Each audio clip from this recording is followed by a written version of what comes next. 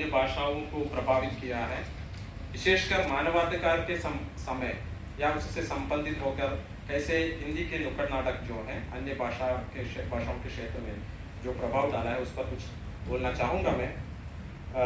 हम जानते हैं विश्व भर में जब कभी कुछ मानव के अधिकारों का जो हनन हुआ है तो लोगों ने, चाहे वो किसान हो या मजदूर हो, सभी लोगों ने एक तरह मुक्तांगन मंच जिसे हम नुक्कड़ नाटक कहते हैं उसका सहारा लेकर उस पर अपना प्रतिरोध व्यक्त करने के लिए कोशिश किया था।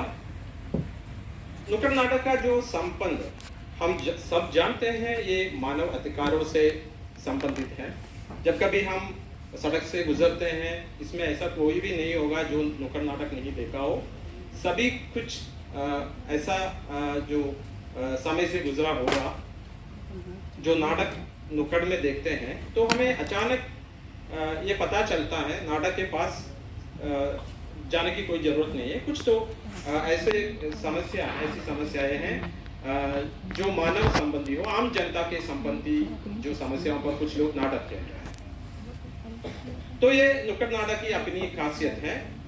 मानव अधिकार से संबंधित होकर इतना सुंदर शब्द और कोई नहीं है नुक्कड़ नाटक। नुक्कड़ नाटक का जो आविर्भाव हम कुछ लोग अपने हमारे अपने लोक नाट्य की संस्कृति को दे देते हैं, लेकिन ये सच नहीं है। मेरे ख्याल से इसका आविर्भाव जो रूसी क्रांति के समय या जर्मनी के जो कुछ ऐसे समय में हुआ था जिसे हम वक्स थिएटर मूवमेंट हो या ब्लाउज थिएटर हो या प्रो-लिथियन थिएटर ऐसे नाम से हम उसे उसको ऐसे कहते हैं। और आज़ादी के बाद जो है भारत में खासकर जो आपातकाल के समय में शासन की जो तानाशाही प्रवृत्ति का विरोध करने के लिए नुक्कड़ नाटकों का विशेष रूप में प्रयोग किया गया था। और वर्तमान समय में भी पूंजीवादी नव साम्राज्यवादी व्यवस्था द्वारा जनता के शोषण पर होने वाले जो अत्याचार हैं, शोषण है, उस पर आवाज उठाने के लिए इस विधा का खूब प्रयोग जो है हो रहा है। देखिए, हम जानते हैं इसकी जो प्रस्तुति गलियों में, मोहल्लों में, चौराहों में या नुक्कड़ में होते हैं और नुक्कड़ रंगकर्मियों ने मानवाधिकारों पर विचार करने में और समाज में इस तरह की जो जागरूकता को, मानवाधिकार संबंधी जो जागरूकता जो है उसको बरकरार रखने में खूब प्रयास किया और सक्रिय भागीदारी उनकी ओर से है। और ये लोग करता क्या है, ये मानवाधिकार से संबंधित अपने अधिकारों को जनता तक पहुंचाने का जो प्रयास ये लोग करते हैं। हिंदी के संदर्भ में हम देखें तो कई रचनाकार अपने इस उत्तरदायित्व से जुड़े हुए हैं, जिसमें पहले आते हैं सप्तराष्ट्री। नुक्कड़ नाटक को पूरे भारत भर में इतने जनप्रिय बनाने में सप्तराष्ट्री का नाम सबसे पहले आते हैं। आप जानते हैं उनका हल्ला बोल नाटक जो है नुक्कड़ नाटक, उसकी जो प्रस्तुति के समय पर उनकी हत्या की गई थी।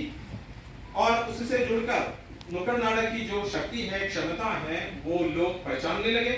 और हम जानते हैं पूरे जो भारत में कई संस्थाएं हैं, मंडलियां हैं आज जो इस क्षेत्र में काम कर रहे हैं। हमारे इधर केरल में भी हल्ला बोल का जो अनुवाद करके प्रस्तुति निरंतर आज भी हो रहा है। असल में नुक्कड़ नाटकों को कालजयी नहीं होना चाहिए, लेकिन क्या है, दुर्भाग्य कहें कुछ मामला समस्या ऐसे ही आज भी बरकरार है, जिसके कारण बहुत कुछ नुक्कड़ नाटक जो है कालजयी बनकर हमारे साथ ऐसे चल रहे हैं। और इस क्षेत्र में काम करने वाले कई जो शिवराम जो है नाटककार हैं, शिवराम, रमेश उपाध्याय, हरीश मादानी, सोई प्रकाश, राजेश कुमार, गुरुशरण सिंह वो पंजाब के हैं, असगर वजाहत आदि इसकी रचना से संबंधित प्रमुख व्यक्तित्व हैं। और इसमें कई जो मानवाधिकार संबंधी विषयों को लेकर होती है, जैसे सांप्रदायिकता, जातिवाद, सामंतवाद, वैश्विक आतंकवाद, युद्धोन्माद, बासारवादी पूंजीवाद और ऐसी जो व्यापक समस्याएं, और इसी तरह जनता के जो दैनिक समस्याएं हैं, भ्रष्टाचार, बेरोजगारी, दहेज प्रथा, अशिक्षा, अवैज्ञानिक दृष्टिकोण, स्त्री समानता, सुशिक्षा, बहुराष्ट्रीय कंपनियों की लूट, स्वास्थ्य, धर्म, शिक्षा, पर्यावरण संबंधी वगैरह वगैरह जो कई जो विषयों पर ये काम हो रहे हैं। और कई संस्थाएं देखिए, जो लिस्ट जो देखिए एक एक जो राज्य के लिस्ट से आपको पता लगेगा कि हिंदी के जो क्षेत्र में इस मानवाधिकार संबंधी जो प्रयास जो है उसे जगाने का जो चेताने की जो प्रक्रिया है वो किस तरह प्रभाव डाला है पूरे भारत में। देख लीजिए, अभिव्यक्ति राजस्थान की मंडली है, अभियान हरियाणा के हैं, इट्टा आगरा के वो काम कर रहे हैं, और संचेतना बिहार के हैं, संभावना गोड़िया के हैं, प्रजा नाट्य मंडली अरुणोदय आंध्र प्रदेश के हैं, दिशा मुंबई के हैं, अस्मिता दिल्ली के हैं, निशांत नाट्य मंजरी दिल्ली के हैं, और केरल शास्त्रीय साहित्य परिषद केरल, और अन्य जो कुछ संस्थाएं जो अलग हैं केरल के, सब लोग इस पर काम कर रहे हैं। खासकर केरल शास्त्रीय साहित्य परिषद के बारे में ऐसे ही कहा बस। और देखिए, हम जानते हैं कि कॉलेजों में, महाविद्यालयों में, सरकारी संस्थाओं द्वारा, गैर सरकारी संस्थाओं द्वारा और बैंकिंग में चुनावों के समय में विविध संस्थाएं इसका प्रयोग करते हैं। और जैसे कैंपेनिंग के रूप में हो गए हैं, मानवाधिकार संबंधी बहुत अधिक मुद्दा उड़ाए जाते हैं, और कैंपेनिंग के रूप में अपने जो प्रोडक्ट बेचने के लिए कुछ लोग ऐसे उसको परिचित कराने के लिए भी इसका इस्तेमाल करते हैं।